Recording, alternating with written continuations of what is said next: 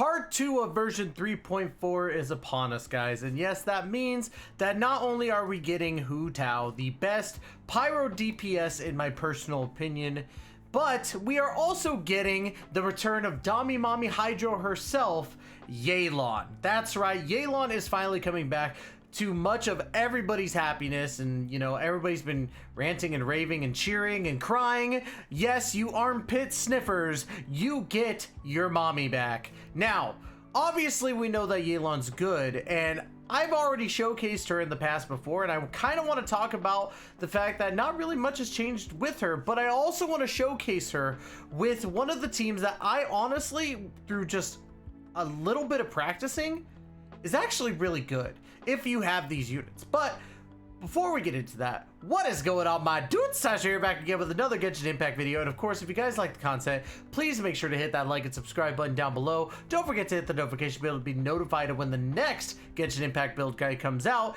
And of course, leave a comment on what you think. Are you excited for Yelan? I definitely want to know. Anyways, guys, let's go ahead and jump right into it. Now, as you guys could probably see here, right, we do have Mommy Yelan, and again, this guide is going to showcase some great stuff, but spoiler alert, there's not going to be too much of a change with her, and I'm actually very, very happy with that. Her utility is still as good now as it was back then. Maybe even better with the introduction to Dendro. Well, not really maybe. Let's go ahead and get into a couple things first. How you want to build your Yelan is she scales off of HP. So you want to put some HP on her, but you also want to make sure that you put some ER on her. But let's go ahead and get into the weapon first. I chose Aqua Simulacra. This was the first time actually that I went for a unit and their weapon purposefully. I had summoned weapons and characters before, like when I did Yaimiko. I summoned her weapon by accident, and of course, people who are veterans to the channel know that I accidentally got the freaking donut hole for Kokomi. So, but Yelan was a special case. Yelan, I saw her, I loved her, and I loved her kit, and I loved her bow. I wanted to get it. Now, Aqua Simulacra is good. HP is increased by 16%, which is good because you want to get that HP. When there are opponents nearby, the damage dealt by the wielder with this weapon is increased by 20%. This will take effect whether the character is on the field or not. That's critical because Yelan is a off-field DPS. So you want to make sure to pop her ult, switch her out. Not to say she can't do damage on her own, because I've also showcased that on her E, when I first built her, she was able to do 100k off of her E and still can do it to this day.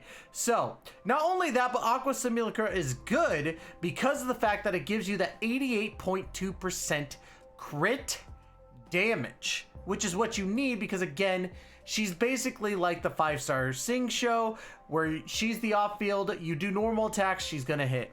So that's what's great about her. Now, other weapons that you could use. I can't showcase this one, but I hear it's really good because of the ER, which is Elegy of the End. Pretty decent weapon for her. Again, especially because of that ER percentage, because she is going to need it. And you'll see kind of the flaw in my Yelan build, but my Yelan still does really, really well. Another actual bow that is pretty much free to play, well, not free to play, but you could pull it into any summons, is the Favonius Warbow. And again, it boils down to that energy recharge. I think I have a level 80 right here. So what's really good about this one, right, is it has less attack, but at level 80 it has more in the energy recharge than the Elegy of the End, in my opinion. So Favonius Warbow might be a good option, or not really good, but you know what I mean, a better option. The Stringless is also a good option as well because of the elemental skill and elemental burst damage increase by 48%. That's really, really good, and I think that is a solid option, although you are using elemental mastery, so understand, like, elemental mastery is good, but it's not really going to be needed for Yelan in my personal opinion.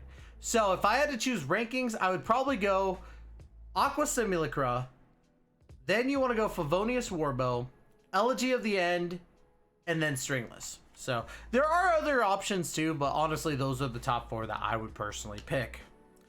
Now, if you look at my spread here, I'm at a 48 to 243, which isn't great on the crit rate side, and obviously you could see the glaring problem with my Yelan.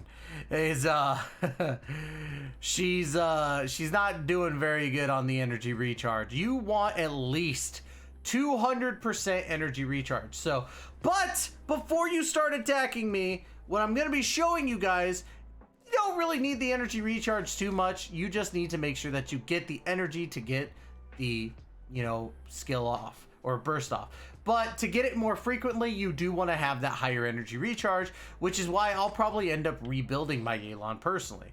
Not only that, but the reason why Yelan builds are a lot better now is because you don't want to do what I did here, which I did a 2-piece tenacity, 2-piece heart of depth. The best set for her, best in slot overall, is Emblem of Severed Fate. And the reason being is because of the fact that it gives that energy recharge that you so desperately need. Like, let's go ahead and go over it real quick. That you get energy recharge plus 20%, right? And then you get the 4-piece, which increases elemental damage burst damage by 25% of energy recharge. A maximum of 75% bonus damage can be obtained in this way. That is why Emblem of Severed Fate is the best set. But again, there's nothing wrong with doing 2-piece Heart of Depth, 2-piece Tenacity of the Millilith, which I'll show you why. Because, you know, because you get that HP increase and you get that hydro damage, but we'll show it off here in a bit. The biggest things that you want to worry about is energy recharge as your main focus, followed by crit rate, crit damage, and then HP. Now, I really do need to redo my Yelan, because while these pieces are not bad, obviously, I do want to redo her because of the fact that I feel that now that I'm more knowledgeable with builds and stuff like that and I'm getting better, I feel like I can make a better Yelan build. And especially with Emblem of Severed Fate. So I'll probably be farming Emblem of Severed Fate for the rest of my life, because every single unit uses Emblem of Severed Fate. Now, for your sands, right? You want to either focus HP percentage or energy recharge. What I suggest is that whichever one you get, whichever one of the two, you make the opposite one of your strongest stats in this. Granted, crit rate, crit damage you absolutely need, but the HP scaling that you need is fantastic, and you definitely want to make sure that you have a lot of it, and energy recharge the same. So make sure that you're paying attention to those. I feel that Yelan is one of those characters that you have to get perfect for the spiciest damage. Obviously, with the goblet, you want to go hydro damage. That's a given. Like, you need the hydro damage for her burst.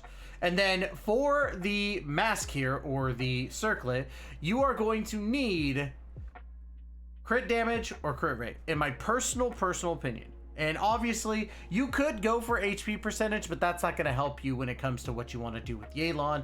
So go for the crit rate or the crit damage. Now, as I said before, your main focuses are ER percentage, crit rate, crit damage, and HP.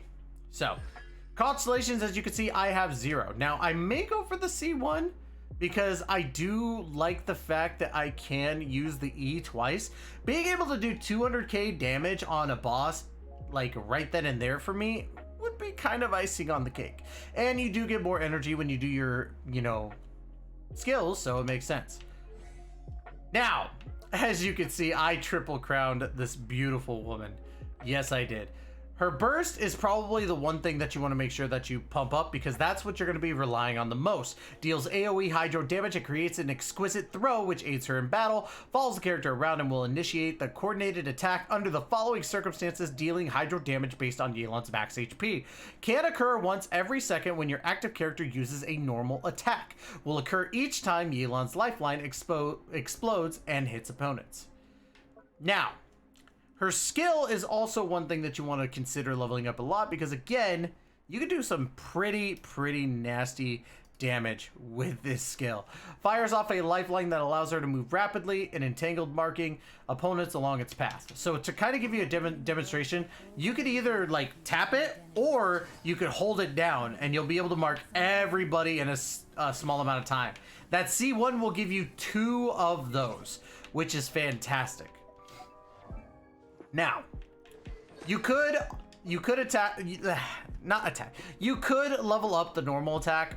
I don't think you're gonna need it personally, unless you're gonna main her as a DPS, which I highly don't recommend, though you can, but she is much better suited in the off-field DPS position. But I triple crown her because she's a babe, man. She absolutely is. Her first Ascension talent, when a party has 1, 2, 3, 4 elemental types, Yelan's max HP is increased by 6, 12, 18, 30% respectively towards that. So with this team, we have 3 types, so we will be getting a 18% boost in HP. And then of course, her fourth Ascension passive, as long as the Exquisite throw is in play, your own active character deals 1% more damage. This increases by a further 3.5% damage every second. The maximum increase to damage is 50%. The pre-existing effect will be dispelled if the depth Clarion dice is recast during its duration. And then, of course, she gains 25% more rewards when dispatched on leeway. You know, all that good stuff. But we're getting a little bit later into this video than I wanted. But I want to show you this Hydro Bloom team. Now, or Hyper Bloom, I should say. But we'll call it Hydro Bloom.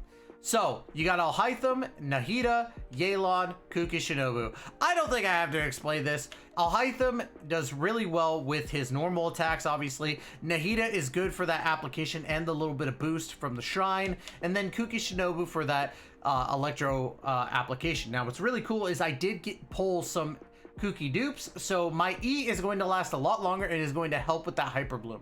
So, let's go ahead and show it off real quick. Only innocent children. And sorry guys, I am feeling a little bit so yeah.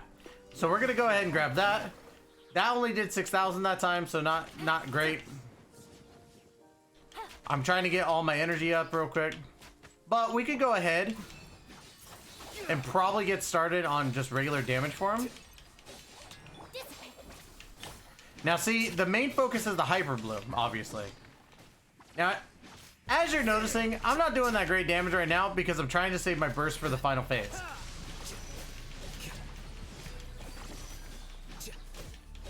What's really funny is that the rain is helping me with the blooms, by the way.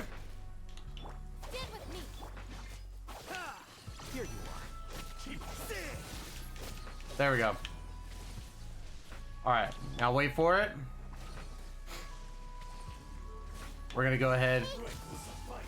Gonna activate the shrine. Go ahead. Now, as you just saw, just in general, the fact that I was able to apply that Dendro damage and get as many Hyper Blooms as possible on this boy. It's crazy the amount of damage that Yelan is able to help with because of her off-field DPS-ness. That's a word, trust me. But yes, Yelan is still worth, in my personal opinion. She is so good at what she does. She's attractive and great to look at. Ganyu, I'm sorry, but she is. But in general, Yelan is one of those characters that I feel that nobody should just ignore. She's definitely worth it, and I think that it's more than just the 5-star Zing Show thing. She does the same stuff in that sense when it comes to how the attacks work, but I feel her scaling is a little bit better, and especially since, you know, she's cuter. But I digress. I think that Yelan deserves a lot more praise than she gets as a unit, and honestly, I think you guys should summon for her because she is definitely worth it as an off-field DPS, especially with Dendro being prevalent in today's meta.